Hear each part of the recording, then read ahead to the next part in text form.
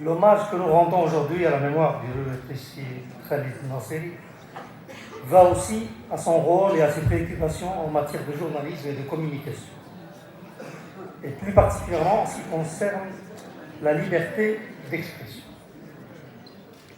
Sachant toute son action, son apport à la promotion et à la défense des droits de l'homme et des libertés, la question de la liberté de presse et d'expression n'a jamais cessé de lui tenir à cœur.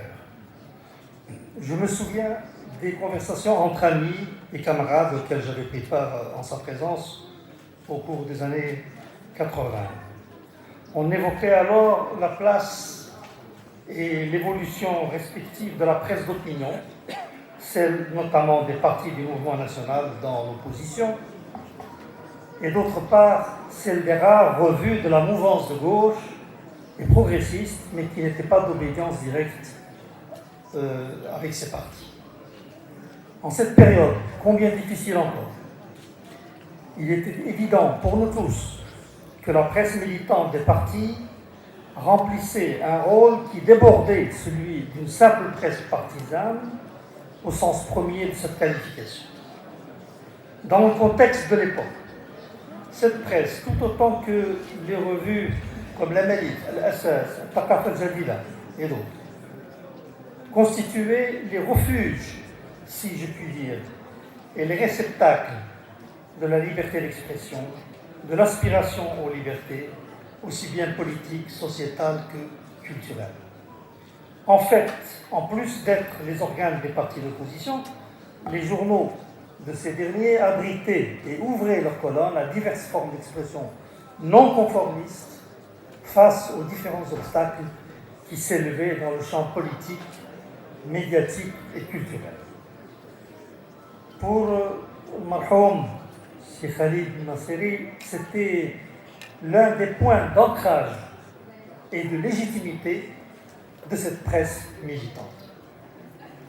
L'évolution survenue depuis les années 90 et surtout depuis les années 2000 s'est traduite, on le sait, par une évolution notable dans le champ médiatique.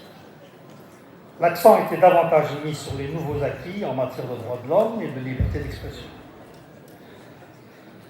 Pour Cheikh Khalid Nasseri, il s'agissait alors de garantir et renforcer ces nouveaux acquis,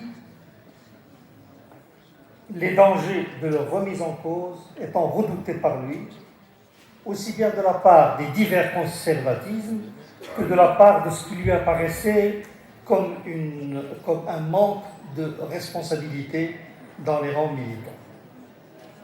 C'est un fait que cette évolution historique recelait, ce qui est tout à fait compréhensible, des contradictions et des difficultés.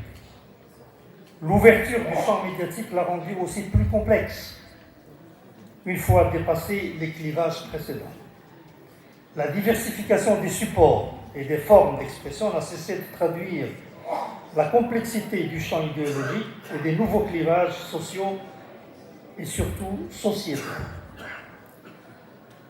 La cause des libertés et des droits, notamment ceux des femmes, des jeunes et des régions défavorisées, était devenue plus que jamais à l'ordre du jour, mettant davantage à nu le poids des conservatismes et des pesanteurs sociales. Pour Khalid Nasseri et pour tous les progressistes, la nature des positions et des luttes à défendre était en constante évolution, comme dans tout processus historique, comportant avancées, stagnation, voire même parfois des reculs.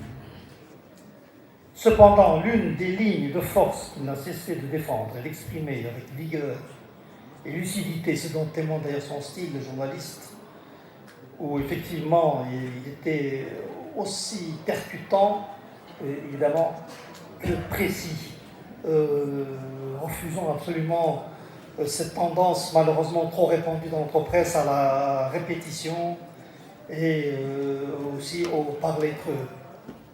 Pour lui, il était absolument nécessaire que la parole soit une parole pleine, soit une parole qui dise quelque chose qui va au fond des choses. Donc, cette ligne de force qu'il n'a cessé de défendre et d'exprimer avec vigueur et lucidité rester celle du renforcement des acquis démocratiques et en matière de droits humains.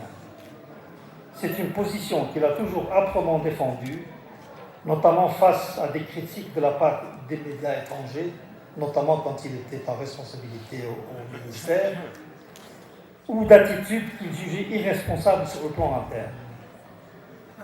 Les nouvelles données de l'évolution du champ médiatique retenaient son attention, notamment celles qui mettent à l'épreuve le journalisme en tant que tel. Et on sait bien maintenant que le journalisme en tant que tel est largement menacé pour diverses raisons. La prolifération des réseaux sociaux et des contenus de toutes sortes et de toute nature pose en effet de sérieux problèmes de crédibilité, de professionnalisme et de déontologie pour le journalisme. Il s'agit certes de problèmes à l'échelle mondiale, mais qui peuvent se traduire de façon dramatique pour des pays où la culture de la démocratie et des droits peut être fragilisée et mise à l'épreuve. Partout dans le monde, quoiqu'à des degrés divers selon les contextes, la question est posée de la survie du journalisme et c'était certainement aussi un des soucis qu'avait Mahom si très vite. La survie du journalisme comme authentique composante d'une démocratie et d'une société épanouie, fondée sur la liberté, le débat véritable, l'esprit critique et les principes d'humanisme. Les convictions et les luttes où Mahom Naseri n'a cessé d'être engagé sont à cet égard, pour la jeunesse de notre pays, un exemple et un motif d'espoir. Merci.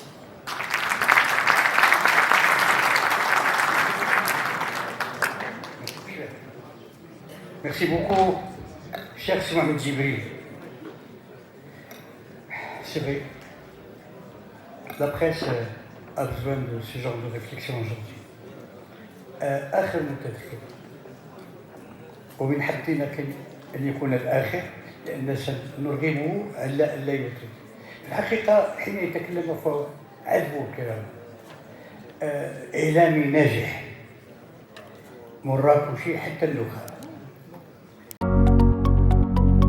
اشترك معنا في القناة كي يصلكم كل جديد، وذلك بتفعيل الجرس والضغط على زر اشتراك.